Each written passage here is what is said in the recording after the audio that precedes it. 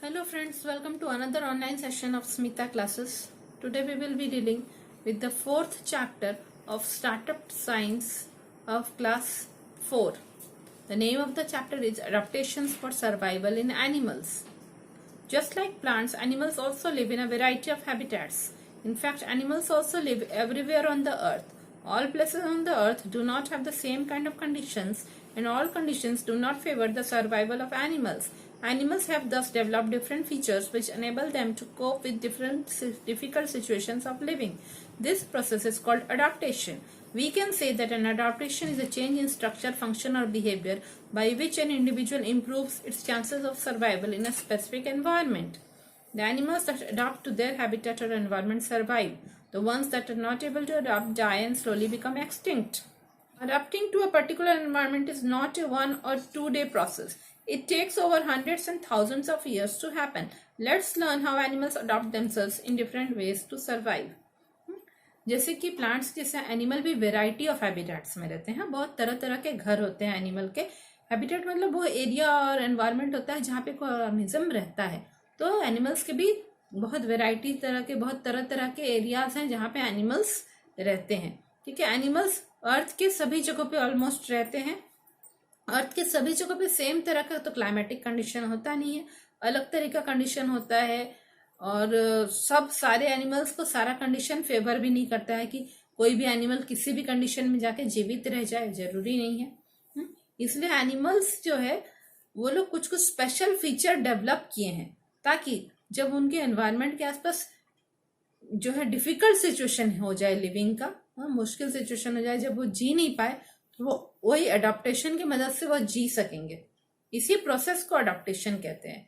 तो इसका मतलब अडॉप्टेशन किसी भी इंडिविजुअल में उसके स्ट्रक्चर में कुछ चेंज आता है, उसके फंक्शन में चेंज आता है, या उसके बिहेवियर में चेंज होता है. उसमें नया तरह का स्ट्रक्चर कुछ डेवलप हो जाता है, उसका बिहेवियर कुछ नया हो जाता है, या उसके फंक्शन में चेंज होता है, जिससे कि इंडिविजुअल का ये चांस कि वो उस एक पर्टिकुलर एनवायरनमेंट में जीवित रह सके, वह चांस उसका इम्प्रूव करता है, वह चांस और बढ़ जाता है क्योंकि उसके बिहेवियर में चेंज आया है, स्ट्रक्चर में चेंज आया है, फंक्शन में चेंज आया है ना. ये सब चेंजेस के कारण वो एक पर्टिकुलर तरह के एनवायरनमेंट में जीवित रहने का, सरवाइव करने का उसका चांसेस बढ़ जाता है. इसी प्रोसेस को अडॉप्टेशन कहते हैं. Developing different features which enables an organism to cope with difficult situations of living. जो एनिमल अपने हैबिटेट या अपने एनवायरनमेंट में अडॉप्ट कर पाते हैं, नया तरह का फीचर्स डेवलप कर पाते हैं उस एनवायरनमेंट में रहने के लिए, वो एनिमल से सरवाइव करते हैं, वही एनिमल बच पाते हैं. जो नहीं कर पाते वो मर जाते हैं, और धीरे धीरे मरते मरते क्या होते हैं, एक्सटिंक्ट हो जाते हैं. मतलब उनका पूरा कम्युनिटी ही खत्म हो जाता है, उनका स्पीशीज ही खत्म हो जाता है. जैसे आज के समय में क्या है,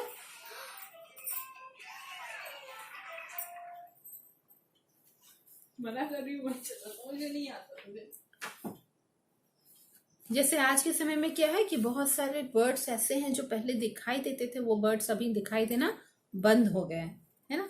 वो बर्ड्स अभी एक्सटिंक्ट हो गए हैं, जो कि अब और नहीं दिखाई देते, एग्जिस्ट भी नहीं करते हैं.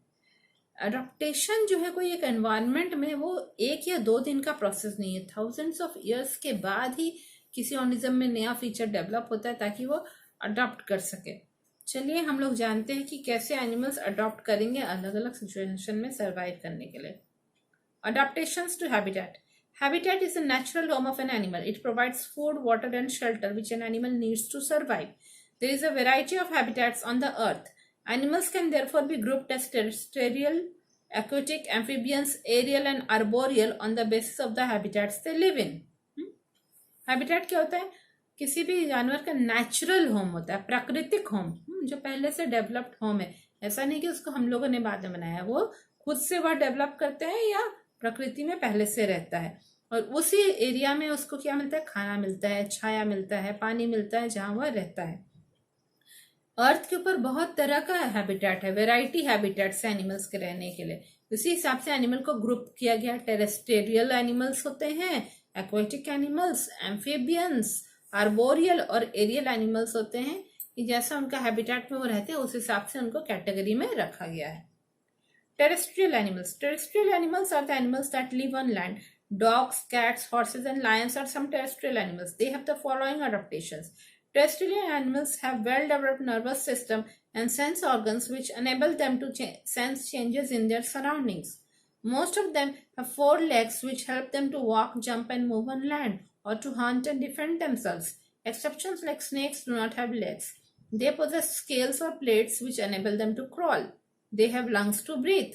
Animals living in deserts have a thick skin with very little hair on it. Their skin protects them from the burning heat of the sun. Some of these animals, like camels, have special organs to store water because water is not easily available in deserts. Animals living in cold regions like yak and polar bears have a thick skin with fur on it to keep them warm. Some of them, like penguins and seals, have a thick layer of fat under their skin called blubber. This helps to keep their body warm and is used as a food in winter. Animals like bears and frogs become inactive and sleep for several months in cold conditions to protect themselves from cold. This is called hibernation or winter sleep. सबसे पहला group क्या है? Terrestrial animals का है. जो animal जमीन पे रहते हैं उनको हम टेरेस्ट्रियल एनिमल्स कहते हैं. इसमें क्या एग्जांपल दे सकते हैं? डॉग्स, कैट्स, लायन, ये सब कह सकते हैं. अब उनमें किस तरह का एडेप्टेशन डेवलप हुआ है, कैसा फीचर्स डेवलप हुआ है ताकि वो लैंड में अपने जिस एनवायरमेंट में वो जी सके. उनका वेल डेवलप्ड नर्वस सिस्टम है. उनका जो नर्व्स का सिस्टम है वो अच्छे से डेवलप्ड है और सेंस ऑर्गन्स भी है. मतलब उनके सुनने की, महकने की, टेस्ट करने की, देखने की, स्किन में फील करने की, इसकी शक्ति उनकी बहुत ज्यादा है ताकि वो उनके सराउंडिंग में कैसा चेंज हो रहा है उसको तुरंत जान पाएंगे. ठीक है. नर्वस सिस्टम भी स्ट्रांग है और सेंस ऑर्गन्स का सिस्टम भी स्ट्रांग है. ठीक है. ज्यादातर एनिमल्स का क्या है, जो लैंड पे रहते हैं उनका 4 पैर है, तो वो चल सकते हैं, जंप कर सकते हैं, जमीन पे इधर से उधर मूव कर सकते हैं, शिकार कर सकते हैं और अपने आप को बचा भी सकते हैं, डिफेंड कर सकते हैं. इनमें कुछ कुछ एक्सेप्शन है. जैसे स्नेक है, स्नेक के तो 4 पैर नहीं है, एक भी पैर नहीं है. उनमें क्या रहता है? स्केल्स या प्लेट्स रहता है. उनका स्किन इस तरीके का बना हुआ है, स्केली स्किन है, कि वो क्रॉल करते हैं, रेंग रेंग के आगे बढ़ते हैं. अच्छा, टेरेस्ट्रियल एनिमल्स का और एक क्या एडेप्टेशन है? लंग्स हैं उनके पास सांस लेने के लिए. जो डेजर्ट में रहते हैं, रेगिस्तान में रहते हैं, उनका क्या है? बहुत ही मोटा स्किन है और स्किन पे बहुत कम बाल है ताकि उनको गर्मी कम लगे. उनका स्किन इतना मोटा है कि अंदर के ऑर्गन्स को वो क्या करता है? सूर्य की तेज रोशनी से बचाता है, सूर्य की तेज गर्मी से बचाता है उनका स्किन. कुछ कुछ ऐसे एनिमल्स है जैसे कैमल है. उनका स्पेशल ऑर्गन. कैमल क्या करते हैं? एक बार में बहुत पानी पी लेते हैं, तो अगर उनको 10-11 डेज तक भी अगर पानी नहीं मिले तो वो स्टोर हो जाता है पानी उनके बॉडी के किसी ऑर्गन में और वही पानी को वो यूज करते जाते हैं. उनका स्पेशल ऑर्गन होता है जहां पे वो वाटर स्टोर कर सकते हैं, क्योंकि रेगिस्तान में तो पानी आसानी से मिलता नहीं है. इसी तरह जो कोल्ड रीजन्स में, ठंड की जगहों पे जो एनिमल रहता है, जैसे कि याक होता है, पोलर बियर होता है. पोलर बियर होता है ना व्हाइट कलर का, तो पोलर बियर, उन सबका मोटा स्किन रहता है और फर रहता है. उनकी स्किन पे फर रहता है जो उनको गर्म रखता है. इसी तरह पेंगुइन और सील्स, ये भी क्या होते हैं? ये भी ठंडे ठंडे जगहों पे ज्यादा मिलते हैं. बर्फीले समंदर के पास ज्यादा मिलते हैं. उनका thick layer of fat under the skin होता है. उनकी स्किन के नीचे जो है एक मोटा परत फैट्स का होता है, वसा का होता है, जिसको कहते हैं ब्लबर. वो क्या करता है? ठंड के दिन में उनको गर्म रखता है. वही जो मोटा लेयर है फैट का, उनको गर्म रखता है. और ठंड के दिन में जब वैसे बर्फीले जगह पे खाने की कमी हो जाती है तो वो ही फैट वो खाना के रूप में उनका बॉडी यूज करता है. इसी तरह बियर और फ्रॉग, भालू और मेढक जो है वो ठंड के दिनों में क्या होता है? अपने आप को ठंड से बचाने के लिए क्या करते हैं? वो लोग इनएक्टिव हो जाते हैं और सोते रहते हैं कई महीनों तक. मेढक और भालू कई महीनों तक सोते रहते हैं अपने आप को ठंड से बचाने के लिए. इसको क्या कहते हैं? हाइबरनेशन कहते हैं या विंटर स्लीप कहते हैं, है ना. बहुत महीनों तक जो एनिमल सोते रहते हैं उसको हाइबरनेशन कहते हैं या विंटर स्लीप कहते हैं. अब आ जाते हैं aquatic animals. Aquatic animals are the animals that live in water. Fish, seahorse and octopus are some aquatic animals. They have the following adaptations. Most of the aquatic animals have fins or limbs to help them to swim. Aquatic birds like ducks and geese have webbed feet which help them to push water back while swimming. Most of them breathe through gills. Exceptions like whales breathe through lungs. Some of them have a thick layer of fat called blubber under the skin to keep them warm and help them to float. Aquatic animal वो animal होते हैं जो कि पानी में रहते हैं, जैसे कि फिश है, सी हॉर्स है, ऑक्टोपस है, सब पानी में रहते हैं, एक्वेटिक एनिमल कहलाते हैं। उनका क्या होता है, फिन या लिम्स होता है ना। मछलियों के हमने देखे साइड में उनका फिन्स होता है, इसी तरह लिम्स होता है। फ्रॉग का जैसे कि पैर है ना, 2 पैर आगे 2 पैर पीछे है ना, लिम्स है। तो वो क्या करता है, उनको जो है स्विम करने में, पानी में तैरने में मदद करता है। अब जैसे डक और गीज जो है, बतख जो है, बतख के क्या होता है, पैर जो है ना वो फैला हुआ चौड़ा पैर होता है, वेब्ड फीट होता है। हाँ, उनका फीट का बनावट अलग तरीके का होता है, इसको वेब्ड फीट बोलते हैं। वो जब पानी में तैरते हैं तो अपने वो वेब्ड फीट की मदद से वो पानी को पीछे धक्का दे पाते हैं।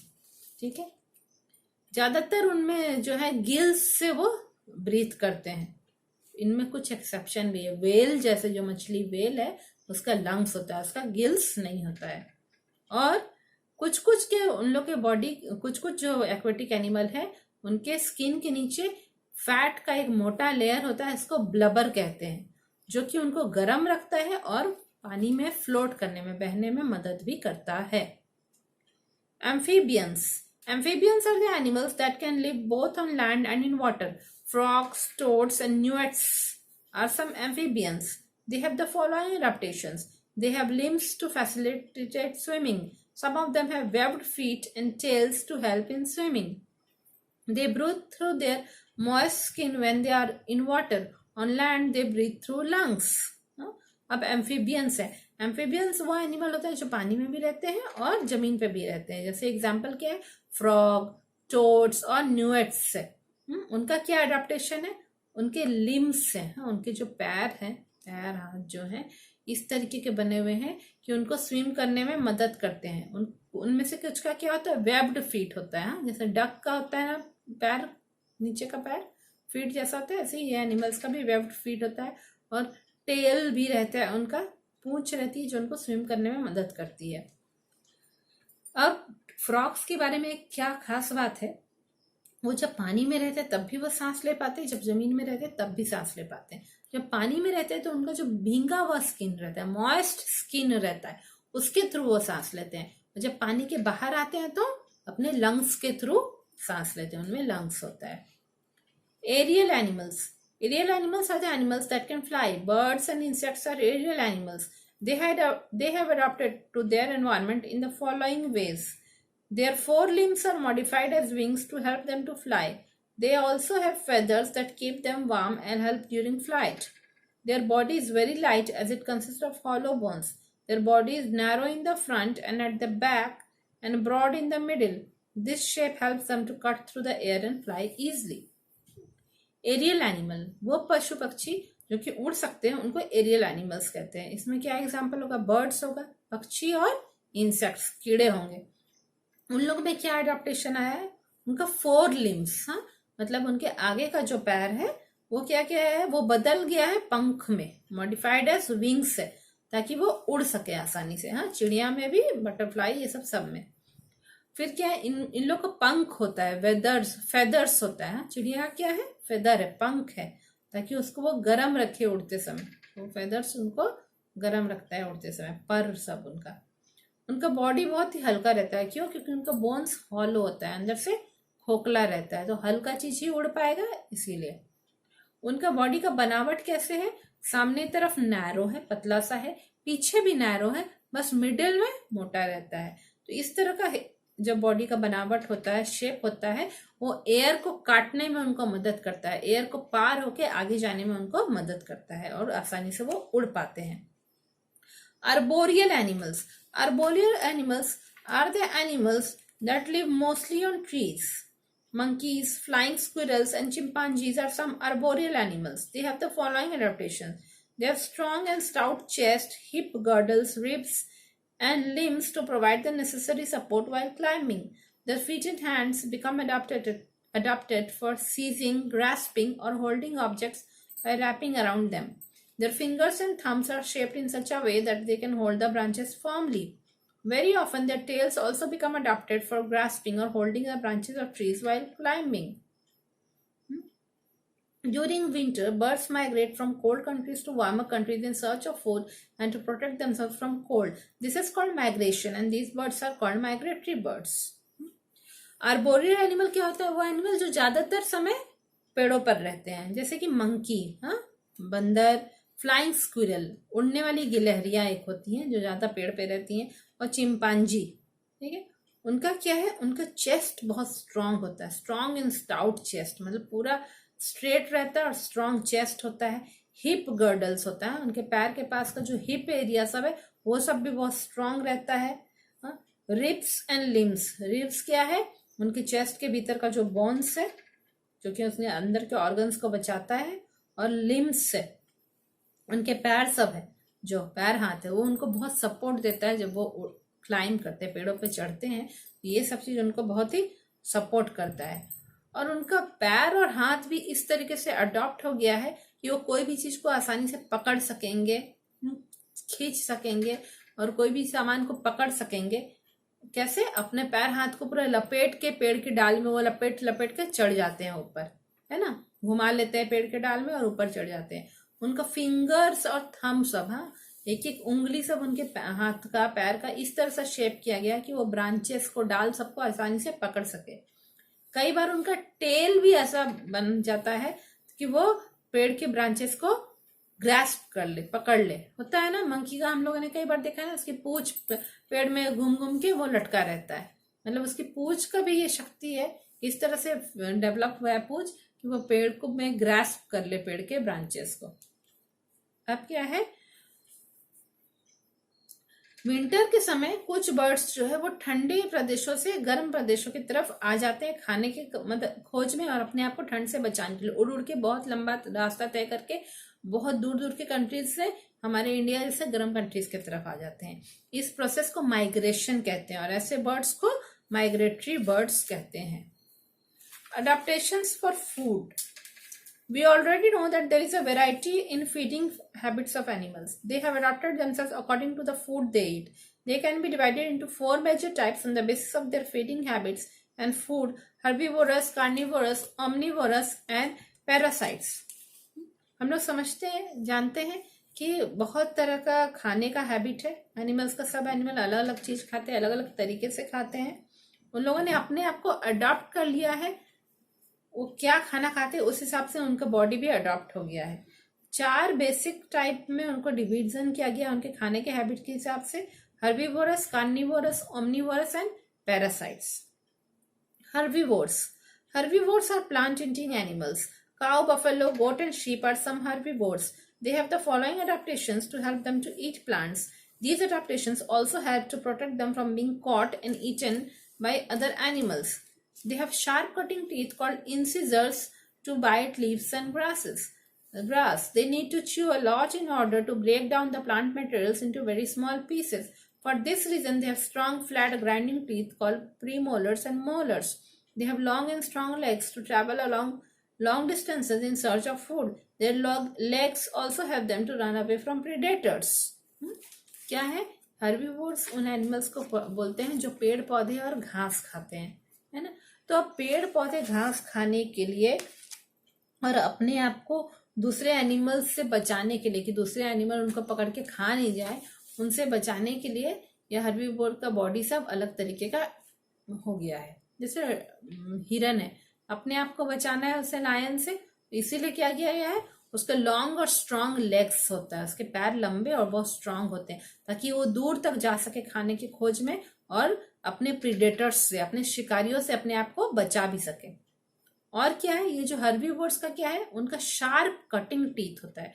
उनके जो दांत काटने के लिए रहते हैं वो बड़े तेज रहते हैं, उनको इंसिजर्स कहते हैं। हाँ, दांत के अलग अलग एरिया के दांत का अलग अलग नाम होता है ना, तो उनका जो कटिंग टीथ होता है वो इंसिजर्स होता है ताकि वो घास को या पत्तों को आराम से पेड़ों से खींच के खा सके और चबा सके। अच्छा, अब उनको चबाने की भी बहुत जरूरत होती है क्योंकि ये प्लांट मटेरियल्स को धीरे धीरे पूरा चबाना पड़ता है ताकि वो छोटे छोटे टुकड़ों में कर सके। इसके लिए उनको जो है उनका और एक टीथ जो है वो है फ्लैट ग्राइंडिंग टीथ, जिसको प्री मोलर्स और मोलर्स कहते हैं, है ना। जो फ्लैट है जिसमें धीरे धीरे वो जैसे हमारे पीछे के दांत जैसे जो होते हैं गोल गोल टाइप के होते हैं, जैसे उनके भी फ्लैट ग्राइंडिंग टीथ है, चबाने के लिए प्री मोलर्स और मोलर्स है। अब आ जाते हैं carnivores. Carnivores are flesh eating animals. Lion, tiger and wolf are some carnivores. Their adaptations are as follows. They have very sharp pointed and curved front teeth called canines for tearing the flesh. Their premolars and molars are adapted for chewing it. Flesh-eating birds have sharp and pointed beaks and claws to catch their prey and tear its flesh. Carnivores, carnivores हम लोग किसको कहते हैं? जो कि मांस खाने वाले एनिमल को, जैसे लायन, टाइगर और वुल्फ, है ना, सियार, ये सब कार्निवोर्स है। इनका क्या है, इनका सामने का दांत जो है वो बहुत क्या है, जो शार्प है, तेज है, पॉइंटेड है, नोकीला टाइप का है और थोड़ा घुमा घुमा भी है, हाँ, जिसको कैनाइंस कहते हैं। क्यों? क्योंकि ये मांस को दांत से पूरा खींच के तोड़ेंगे, तोड़ेंगे क्या, उखाड़ेंगे उसके बॉडी से, हाँ, तो इसलिए इनका ऐसे कैनाइंस इनके दांत में होता है। और इनके पीछे के दांत भी ऐसे ही होते हैं, प्रीमोलर और मोलर होते हैं, ताकि वो चबा सके। इस तरीके का बनावट हो गया दांतों का, प्रीमोलर और मोलर का, जो कि चबा सके खाना को। इसी तरह जो चिड़िया सब दूसरे जानवर को खाती हैं, जैसे कौवे हैं, वल्चर है ना, ये सब दूसरे जानवरों को खाती है, मरे हुए जानवरों को। तो इनका जो चोंच है वो बहुत ही तेज और पॉइंटेड चोंच होता है ऐसे चिड़िया सबका। और क्लॉज मतलब उनके जो पैर के पंजे होते हैं वो इस तरीके के होते हैं कि वो अपने शिकार को पकड़ सके और उसके मांस को खींचकर खा सके। उनके पंजे और चोंच अलग तरीके के होते हैं। Omnivores. Omnivores eat both plants and animals. Crows, bears and squirrels are some examples of omnivores. They have the following feature which enables them to eat their food. They have sharp teeth like carnivores to tear flesh and flat teeth like herbivores to grind food. Omnivores उनको कहते हैं वैसे जानवर को जो plant और animal दोनों ही खाते हैं, जैसे कि कौवे होते हैं, भालू होते हैं, गिलहरियां होती हैं, ये पौधे भी खाते हैं, दूसरे कीड़े मकोड़े, दूसरे एनिमल सबको भी खाते हैं। ठीक है, इनका कैसा है, इनमें क्या अडेप्टेशन हुआ है, इनका जो है दांत बहुत तेज है, बहुत ही धार वाला शार्प टीथ है कार्निवोर्स के जैसा, ताकि ये फ्लैश को, हाँ, मांस को खींच के खा सके। और फ्लैट टीथ भी है, पीछे के दांत फ्लैट भी है, ताकि ये हर्बीवोर्स के जैसे घास वगैरह चबा सके। Parasites. Parasites are the animals that live either on or inside the bodies of other animals to obtain food. Fleas, lice and mosquitoes are some parasites. Their adaptation is as follows. They have sucking tubes to suck blood from their host, the organism they are living on or in. They survive on this blood only. कुछ ऐसे जानवर होते हैं ना जो दूसरे जानवर पे आश्रित होते हैं खाने के लिए। दूसरे जानवर की या तो बॉडी के भीतर चले जाएंगे या बॉडी के बाहर ही चिपके रहेंगे और उनके खून को सक करेंगे, चूसेंगे उनके खून को, ताकि, और वही खून ही उनका खाना होता है। जैसे कि फ्लियास, लाइस और मॉस्किटोस होता है। हाँ, लाइस क्या होते हैं, जो बाल में छोटे छोटे, हमारे केशों में छोटे छोटे कीड़े कभी कभी कुछ लोगों के हो जाते हैं ना, वो लाइस होता है। वो क्या कहता है, बाल में रहता है और ऊपर हमारे खोपड़ी में, हमारे स्कल में पूरा चिपक के रहता है और स्कल से ब्लड चूस चूस के खाता है। इस तरह मॉस्किटोज होते हैं, मच्छर, है ना, जो हमारे हाथ में पैर में बैठ जाएंगे और हमें काट देते हैं और हमारे बॉडी स्किन से ब्लड चूसते हैं।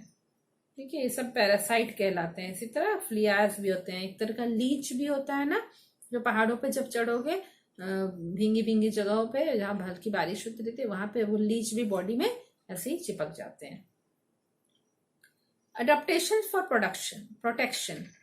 Animals develop various features that help them to obtain food, live in their habitats and protect themselves from predators. All these things, food, habitat and protection from enemy, increases the chances of their survival. We have already discussed about the adaptations to habitat and food. Let's discuss how animals adapt to protect themselves from their enemy. Adaptations for protection. हाँ, ऐसे special feature animal अपने भीतर develop कर देते हैं जो उनको रक्षा करने में मदद होते हैं। एनिमल क्यों स्पेशल फीचर डेवलप करते हैं? ताकि उनको खाना मिल सके, वो अलग तरह के क्लाइमेटिक कंडीशन में जी सके अपने हैबिटेट में, और अपने आप को अपने शिकारियों से बचा सके। तो ये तीनों चीज जो है, खाना, रहने का एरिया और अपने शत्रुओं से अपने आप को बचाना, ये तीनों चीज अगर किसी एनिमल में होगा, ये तीनों वो कर पाएगा, तो उसके जीने का चांसेस बढ़ सकता है। ठीक है। अब एनिमल्स क्या करते हैं अपने आप को जानवरों दूसरे अपने दुश्मनों से बचाने के लिए? The body color of animals like zebra, parakeet, chameleon, and polar bear can easily blend with their surroundings. They thus confuse their enemies and escape from them. This is known as camouflaging. For example, a polar bear has white fur, which enables it to blend with its background, that is the snow. Similarly, a chameleon can change its body color quickly according to its surroundings. These animals adapt ways to merge with objects like rocks, twigs, grass, etc. by changing their body color and even shape. The predator often gets confused and is unable to identify the hiding prey. कुछ कुछ animals का body colour ही ऐसा होता है। जैसे zebra होता है, zebra कैसा होता है? स्ट्रिप्ड होता है ना, व्हाइट ब्लैक होता है। पैराकीट मतलब ये जो तोते सब होते हैं, पैरोट्स होते हैं, वो ग्रीन कलर के होते हैं। इसी तरह चैमेलियन, हाँ, एक जो मोटी वाली बड़ी वाली जो छिपकली होती है, जो कि गार्डन में ज्यादा मिलती है हम लोग को, गार्डन में और जंगलों में, इन सब का क्या होता है? और पोलर बियर, हाँ, बर्फ में रहने वाले भालू जो व्हाइट कलर के होते हैं, इन सब का स्किन कलर ही ऐसा है कि अपने आसपास के सराउंडिंग में घुल मिल जाएंगे। हाँ, तोते सब अगर बैठे रहेंगे पेड़ों में दिखाई नहीं देते हैं। इसी तरह पोलर बियर बर्फ में खड़े रहेंगे, हमको पता नहीं चलेगा, वो व्हाइट ही पूरा दिखेंगे दूर से जब हम देखेंगे।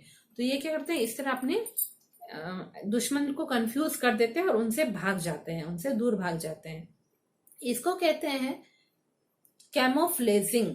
हाँ, कैमोफ्लेजिंग मतलब अपने आप को कलर के द्वारा बचाना। पोलर बियर का व्हाइट फर होता है, जो कि उसके बैकग्राउंड स्नो के साथ पूरा मिक्स हो जाता है और हम लोग उस जान नहीं पाता है दुश्मन उसका कि वहां पोलर बियर है। इसी तरह जो चैमेलियन होता है, वो जो मोटी वाली छिपकली होती है जो जंगल और गार्डन्स में पाई जाती है, उसके तो बहुत सारे कलर्स होते हैं। वो बार बार कलर चेंज करती है। कभी हमने देखा है जब पत्थर पे बैठ जाएगी, पत्थर जैसे ग्रे कलर की हो जाएगी। कभी रेड पत्थर पे बैठी तो रेड कलर के दिखने लगेगी। जब पेड़ पे चढ़ी है तो ग्रीन कलर की दिखने लगती है।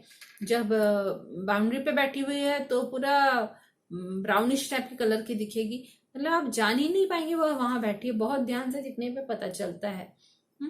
तो इस तरह वो कलर चेंज करती है, अपने बॉडी कलर को अपने सराउंडिंग के हिसाब से चेंज करती है, ताकि अपने आप को मिक्स कर ले पत्थरों से, झाड़ियों से, घास से etcetera.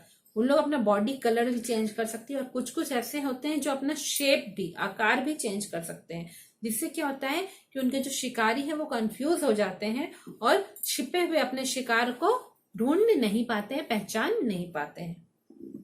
Animals like whale and elephant have huge bodies which protect them from predators. Animals like deer and fish move very fast to escape from their predators.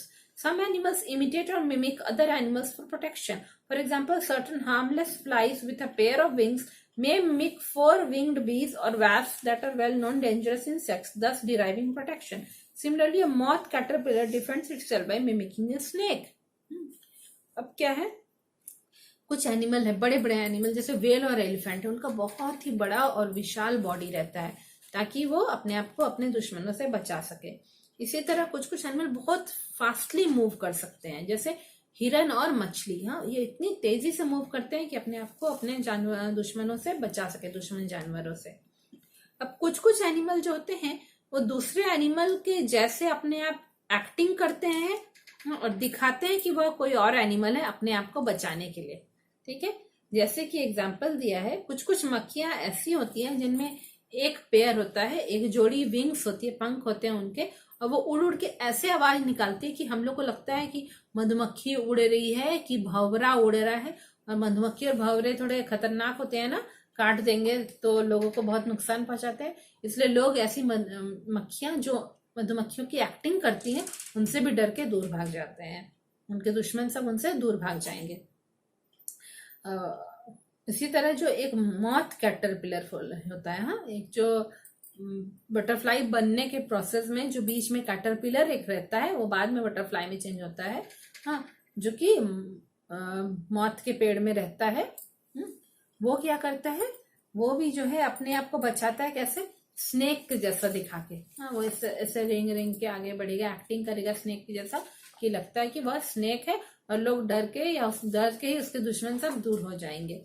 ठीक है, तो ये सब तरह तरह का अडेप्टेशन है, तो जो जानवर कभी खाने के लिए करते हैं, कभी जहां रहते हैं उस एरिया में अपने आप को एडजस्ट करने के लिए, और कभी कभी अपने आप को दुश्मनों से बचाने के लिए, प्रोटेक्शन के लिए करते हैं। ये चैप्टर कंप्लीट हो गया है, लेसन 4। हो सकता है आप लोग को पसंद भी आए। आप लोग ये वीडियो को अपने फ्रेंड्स लोग के साथ शेयर करिए, सब लोग इसका बेनिफिट लीजिए। Thank you.